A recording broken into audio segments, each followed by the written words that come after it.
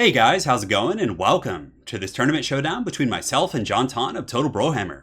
So this is actually the finals of a tournament that's been hosted by Shadow Online Gaming. And if you guys haven't seen him, he's an awesome YouTuber, does a lot of tournament casts, campaigns, all kinds of good stuff. There will absolutely be a link to his channel in the comment section below. But regardless, this is the finals. So this was either the first or second game here in our best of 5 series. But regardless, I will be casting all of the games. They were very, very exciting games and don't want to spoil the outcome, but get ready for some good times. So in this matchup, I'm going to be playing the Greenskins led by the great Baconator himself, Wurzog. And JonTaun is going to be playing the High Elves, and it looks like he is using Alariel the Radiant atop her Mighty Eagle. And there like a chair on that thing? Yeah, looks like there's like, I don't know what's absurd about that to me, that there's just like a chair strapped to the top of an eagle, but anyways, for my Greenskin army in the front line, 4 groups of Black Orcs, obviously very good against High Elves. They crush Spearmen, they trade effectively, and they can even trade upward with Swordmasters pretty well, especially since Wurzog is going to be giving the Perpetual Bonewood Staff proc, so the Greenskins are, every time I cast, Fist of Gork, Ere We Go, Foot of Gork, whatever, any spell he can cast, they're going to get a pretty substantial melee attack buff, which pretty much puts him on par with the Swordmasters. And then on top of that, we also have the Global Wa effect, so Black Orcs are just going to be absolute beasts here. And on top of that, they're immune to Psychology. So if you're facing off against Phoenixes or Star Dragons or all kinds of spooky business like that, you're going to be in a pretty good shape. So 4 Black Orcs, Mangy Marauders out here to do a little bit of harass. We do have Night Goblin Archers as well as the Rusty Errors.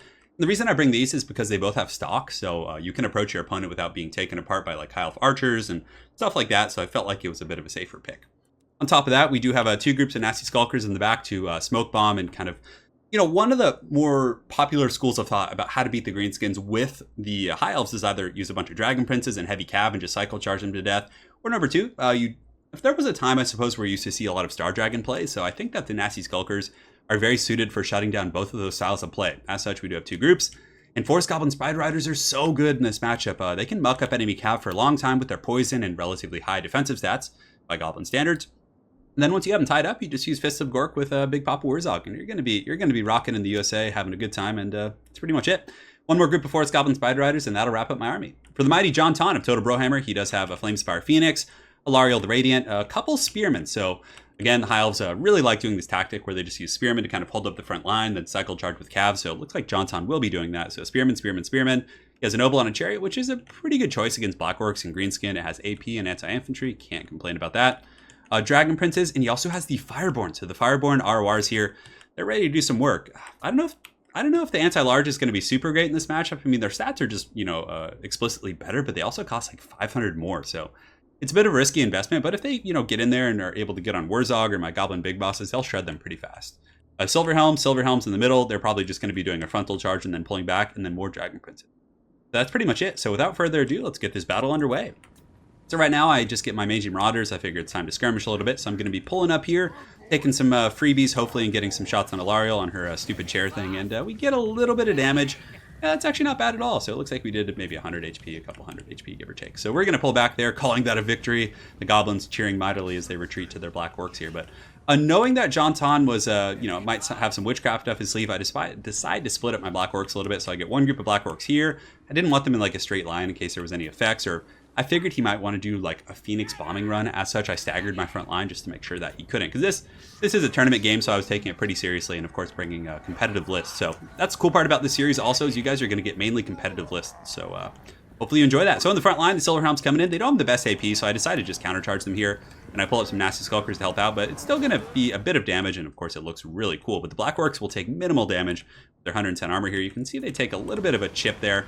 But honestly, the Silverhelms take quite a bit more on the return. And over here, I intercept their charge with Wurzog and my Goblin Big Bosses. And then the Black Orcs follow up.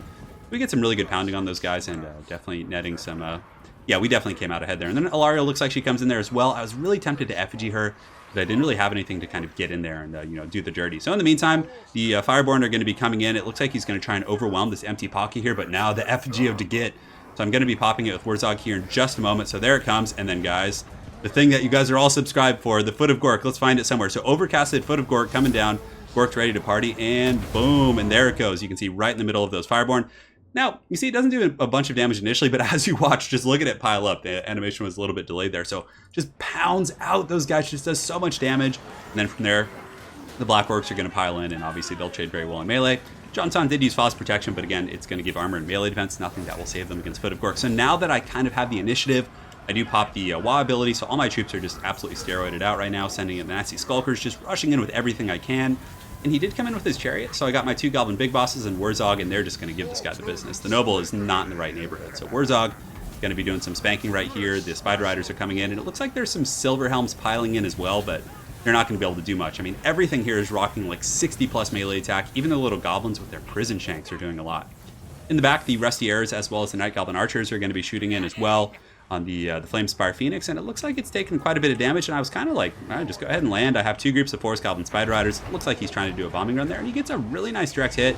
But the thing I found about Flamespire Phoenixes and their bombs, I like to do it beforehand because it's such a micro sponge that if you're like bombing with the Flamespire Phoenix, I mean, JonTaun is like has some of the best micro I've seen, and you know, he's able to do it. But for me, it's like a lot of the times like I'm like, oh, I'm bombing and forgetting about other things.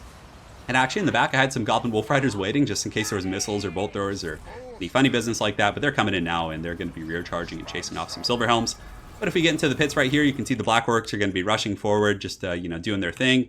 The Fireborn are going to be trying to get back in there and, you know, punish some of my Blackworks, but really they're just too beat up. And the Heart of Averlorn should be helpful in healing them, and I think it is hitting them. And yeah, they're getting a ton of heals right now, plus Phos Protection. But there's just too much durability left in my army. There's a full health group of Blackworks, basically, full models here, like, well, it's full models, but, you know, pretty close. The Angry Pigeon Lady is going to be landing in the Star and fighting a little bit, and her combat stats, 390 isn't bad in magic damage. I mean, in some matchups, the magic damage could be pretty good.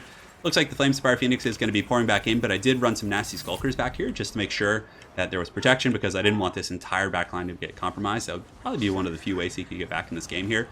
But over here, the Fireborn and Dragon Princes are just being dragged into the mud by the Goblins and Lads and the Blackworks, and doing a great job. Very cool scenic charge coming in from the Fireborn, but really they just took too much damage early on. And I don't know if the Greenskin matchup is one in which they're a safe pick simply because of the Effigy and Foot of Gork. And the other competitive lord for the Greenskins is Azek, who's often going to bring Fate of Buna, so I feel like they're probably just going to get punished a little bit too hard based on that composition here. But again, you know, we were both experimenting a little bit here. So Alariel the Radiant coming in, Effigy of the Get. It's going to get popped on her. My Goblin Big Bosses are charging in. And the Baconator, who's a pretty strong combatant, 51 melee attacks, is going to ride in and just get hog wild. Arrows are coming in, and Phos Protection going down as well, which is pretty cool to see the underutilized spells from like Lore of Life, you know, getting popped off. Like the Barona's Time Warp is actually really good, I think. And right there you can see that Alariel the Radiant is shattered due to army losses, and that is going to be it. So, yeah, I can't remember. I think that was either game 1 or game 2. So we're going to jump over to game 2 in this best of 5 series in the same video. So guys, stay tuned and we will be back in just a moment. I actually forgot to mention that we should probably take a look here at the breakdown screen of the post-game match. And you can see here that the Blackworks did very well for us in the front line. 128, 111, 95, 58. Just, yeah, all kinds of goodness going on. So definitely very happy with the performance of the Blackworks. This is a pretty standard Greenskin versus High Elf army. It's well-rounded. The Blackworks can take on enemy armored infantry. You can take on Cav with the Forest Goblin Spider Riders, Foot of Gork, a nasty Skulker combination. It's well-rounded. But, you know, I haven't played this matchup too much from the High Elf perspective. I mean, I do think the heavy Cav are a very good direction to go. Alariel is also very conducive with Dragon Princes and expensive units like that. Maybe cut the Phoenix and the Silver Helms and then just get some like Illyrian Reaver Archers and maybe get a couple like AP infantry units. Again, the metagame's changed so much. I mean, maybe even Sisters of Averlorn to tear up Blackworks and have like more of a kiting build. There's a lot of options the High Elves can do now, but yeah, anyways, guys, now we are going to jump over to game 2 here. So my apologies for missing that initially, but yeah, we're going to jump to game 2. We're going to make this a hot 2 for 1. And the second game I think was Chaos versus Dark Elves, or maybe it was the first game we played. I'm turning 30 soon, guys. My memory's, it's not what it used to be, but thanks again for watching, guys, and we will see you in just a moment. All right, guys, and now we're back with the second game in this best of 5 series. So in this match, like I said, I'm going to be playing the Warriors of Chaos led by the Great Warp Chicken, and he's ready to party. He's on the hunt for some KFC. He wants some of them drumsticks, some of them biscuits. He's good to go. But I do think he's a pretty good pick against the High Elves. He does have one pretty strong counter, and I think Merathi is actually a really good counter to the Warp Chicken, simply because she's fast, she can keep up with him, she has anti-large, she's flying, and definitely it's surprisingly hard against the Warp Chicken. So, but regardless, Warp Chicken's good against Dark Elves because he has very good missile resist, so if they go with like Dark Shards and Shades, and that's how it'll play, he's going to be very tough. And, for heavy infantry like Black Guard and Harganeth Executioners, he can kind of just rampage through them, which is very, very cool. So we have the Warp Chicken here. We got 4 groups of Chosen, so we're going heavy duty right here, hoping these guys can cut through the Dark Elf infantry. And Harganeth do a pretty good job of getting through Chosen, but still, it definitely favors the Chosen. So But there is kind of a, I have seen a couple of replays, and JonTaun, it looks like, is going to be using that style of play. He does have Slaanesha's Harvesters as well as Doomfire Warlocks, so their supporting magic with like Mark of Pain and Soulblight can actually make the matchup much harder for Chosen in the front line. So I'm really looking forward to seeing how JonTaun does with that. I have 2 groups of Marauder Horsemen, 2 groups of Chaos Marauders on the outside just to give me a little bit more width to my army. And guys, we're going in deep. We got the Soul of Damnation. We're ready to go. We're going to be shooting some... I mean, it kind of looks like a Slaanesh device, doesn't it? Just based on like the color scheme, but I feel like it's more of like a Chaos Undivided thing. But anyways, we got some Halberds in the back guarding that, and that's pretty much it. Pretty simple army for myself. The Throwing Axe is obviously going to do some skirmishing. For JonTaun, he has Marathi up in the air, so the Warp Chicken definitely, cowering in his KFC bucket. We got Cold One Knights, we got Slaanesh's Harvesters, Dread Spears, and he's got a pretty diverse army for sure. He's got some Witch Elves here. He's got Harganeth Executioners. The Witch Elves are going to potentially rampage Warp Chicken and put him in pretty bad shape here. And if I do have Marauders, these guys will cut through Marauders in a matter of seconds. But the real thing we're going to have to watch out for this game is going to be the Slaanesh's Harvesters, Cold One Knights, and kind of the same composition on the other side, so the Doomfire Warlocks and the Cold One Knights. So anyways, guys, let's get this show on the road. So initially, I'm going to be marching up the hill with my Marauder Horsemen here, and going to be trying to get some free skirmishing. But again, I have to be really careful because the Doomfire Warlocks are quite fast with 92 speed. So they are faster than the Marauder Horsemen. They have some spells. They got all kinds of witchcraft. And Marathi, what does she have? She has Soul Stealer. She also has Melkoth. So yeah, he could Melkoth me, slow me down, then potentially catch me. Those guys, which would be a little bit rough. But the Soul of Damnation shooting in here, hopefully going to get some good damage. I was really hoping he had some missile units, but you can see the first hit is a bit of a miss, and it looks like it does take out a couple of those Harganeth Executioners. I actually just noticed that. I think we're playing the game with a higher unit size, but it doesn't really matter. It makes it more exciting to watch anyways. So the Marauder Horsemen with Throwing Axes are kind of riding and just screening out Marathi, trying to keep her from, flying with impunity into my back line. They get a little bit of damage, nothing to write home about, but basically I want to be hitting the Harganeth Executioners, and here comes a great shot, just tearing into those Harganeth Executioners, and I was like, if I can get rid of those guys before the fighting starts, it's going to be a lot easier on my Chosen for sure. So Soul of Damnation coming in for round 2, and it gets a little bit of a swing and a miss. There might be some collateral damage, and it looks like an absolute whiff right there, which is really unfortunate. I was starting to sweat bullets a little bit. I'm like, JonTaun's getting a little bit close for my liking, so this is a classic tactic with Warp Chicken. You just charge in, you get surrounded, and then you overcast the Final Transmutation, which is basically going to hit everything in the area. You can see JonTaun trying to scatter here, but that is going to hit pretty damn hard against Marathi, as well as these Dread Spears and pretty much, the Cold One Knights, pretty much whoever waddles in here. And definitely netting some good value. So the initial engagement of the battle, I would say going in my favor a little bit. You can see these Cold One Knights taking some work, the Dread Spears, the Harganeth Executioners, all those guys are getting pretty beat up. But it looks like he's going to be charging into the Chosen in the front line, get a little bit of AP damage on those guys, but from here the Chosen should march in and take out those Witch Elves. So we will see how it goes. So yeah, definitely wild fight so far. Just kind of roaming about with my Marauder Horsemen, looking for good targets. And it looks like JonTaun is going to be using Doombolt, I think, yeah. So the Slaanesh's Harvesters do have the Doombolt ability. So he gets a really good rear charge. I didn't have much flank protection aside from Marauders.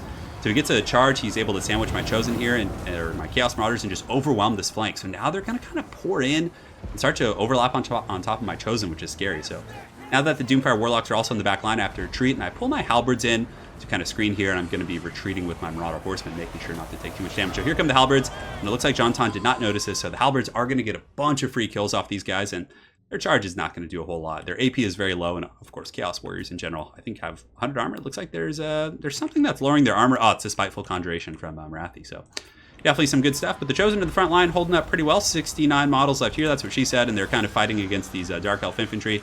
But it looks like the Mark of Pain going down, so their melee attack is going to be substantially lowered. Very good play from JonTaun, making sure to utilize the, his I guess, hybrid cav. They're very similar to like Sisters of Thorn, so I guess it's like a hybrid cav type unit. But they do pour through right here. And the Slaanesh's Harvesters get a really good engagement on my Marauder Horsemen, so I decided to pull back. And realizing, he's really rushing my back line. He has the Witch Elves coming back here. I'm like, I need to get my Halberds back and defend. Warp Chicken's also going to come back, but hot on his tail are a bunch of Cold One Knights. Just a very, very close battle. If anything, the balance of power is a little bit in my favor. You can see the Soul of Damnation coming in and just rocking that formation, doing a bunch of damage. But it looks like a Melkoth Mystifying Miasma going down to my Chosen, so these Chosen are pretty healthy. These ones are getting beat up. On the far side, the Harganeth Executioners with the Dread Spears and the Murderous Prowess, which is just procced, is going to be pretty tough for my Chosen. I feel like they're just kind of getting overwhelmed a little bit. Maybe I didn't do a good enough job of protecting my flanks here. So regardless, a very, very fierce fight. You can see the Soul of Damnation coming in and hitting those Harganeth Executioners again. But the backline's getting a little wild. Unfortunately, Sartorial, the ever Warp Chicken, is he's rampaging now. There's Cold One Knights hitting him. It looks like the caster is hitting him as well. I think there's a caster in there. I guess not. But anyways, he's getting very, very low from that. The Witch Elves, of course, hit very hard against his 30 armor. But I really wanted to keep that Soul of Damnation. Maybe it was a bit of a mistake, and I should have just let it go at that point. And I was assuming JonTaun would stay right here, so I ended up using the Piercing Bolts of Burning, hoping to catch those guys, but JonTaun was far gone before that landed. So right now, it's looking a little bit dicey. I have some Chosen fighting in the front line, 21 models here. I have 35 Chosen fighting here, but another great rear charge from JonTaun. He's able to get in there, and the Chosen are just getting sandwiched now. And though they have a favorable matchup against infantry they should just crush, the repetitive cycle charging from JonTaun with Coldland Knights in their AP and the supporting poison of the Harvesters and Doomfire Warlocks has been incredibly powerful. So I come in to try and support, but then he countercharges again with these guys, and I retreat, of course, but you know, it's kind of just getting a little bit monotonous here for me. My troops are just getting pushed back repeatedly. My halberds are retreating here, and Warp Chicken is trying to hold down the Soul of Damnation, which has popped the Kevin James boom right here. You can see 25%, but these Coldland Knights should come in here and potentially finish this off. But the front line, very thin for me. 16 Chosen. I still have a group of 35 fighting right here, and they're fighting pretty hard for their boy Korn, but I don't know if they're going to be able to pull this one out. I mean, the Dread Spears are beat up. Harganeth Executioners only have 6 models, but Marathi's still in good health. There's a huge contingent of Dark Elf Infantry right here, which is just sheer numbers alone. And now the Warp Chicken is on the run, so I popped Arcane Conduit. Soul Stealer's gone down. Word of Pain. Magic damage doesn't do much against Sartorial. He has really good magic resist, but Marathi with her anti-large is going to be doing a ton of work. So I'm trying to pick off Marathi with my throwing axes, just trying to peel. And the Warp Chicken is just tanking and doing a great job, mind you. But, you know, at this point, there's a lot of Dark Elf troops coming through. And a lot of my power was indeed invested in the Soul of Damnation. So now that that's been compromised, we're in a little bit of a dicey situation here. You can see there's a couple Chaos Dwarves holding proudly. Well, not that one. He's definitely shameful display. But a couple Chosen coming back, 34 models. But you guys can see there's just so many Dark Elves. But I think I do get a final Transmutation off, which is going to do a ton of damage to these guys. But at this point, it's pretty much too little too late, as Marathi is going to hunt down the Warp Chicken, and you can see the great KFC Lord is going to fall, screeching for his drumsticks and gravy as he goes down. But alas, it is the end of days for him, and Marathi, the hag, is doing Harganeth. Well, not Harganeth, I guess. Where's Marathi from? What's her like city? I mean, I suppose she would kind of hang out with Malekith, but I know the Cult of Pleasure has its own kind of delegation down there. But anyways, the last of the battle here, just chasing down some of the Chaos Dwarves. So guys, those are the first 2 games of this tournament series, this best of 5 in the Shadow Online Gaming Tournament. So it is 1-1 in the series, and guys, we are going to be going to Game 3. So those Game 3 and 4 will probably be a separate video, and yeah, that's pretty much it. So thanks again for watching, guys. Hopefully you enjoyed those, and let's go ahead and take a look at the breakdown before I forget. I was just so excited to get on to the next game, but yeah, the Chosen did good. I mean, honestly, it wasn't their fault that they basically lost that front line engagement. They, you know, on paper kind of won, 111-95, but the perpetual cycle charging of the Slanesh's Harvesters and the Cold One Knights and Marathi's supporting magic was really punishing in the front line. And ultimately, like, the speed at which he was able to collapse my Marauders was really punishing. I think I should have put Chosen on the outside and maybe had the Marauders supporting on the inside, because letting them get flanked and just run over by the Harvesters and the Doomfire Warlocks was really bad. My flanks just collapsed, and he was able to kind of envelop from there. So very good stuff from JonTaun, solid micro. And again, that does tie the series 1-1. So thanks again for watching. Very well played to JonTaun of Total Brohammer. If you guys haven't seen his channel, make sure to jump over. There'll be a link to his as well as Shadow Online Gaming. So yeah, that's it. So thanks again, guys. Stay tuned. It'll probably be later today. I'll put up games 3 and 4. So stay tuned for those. And thanks again for watching.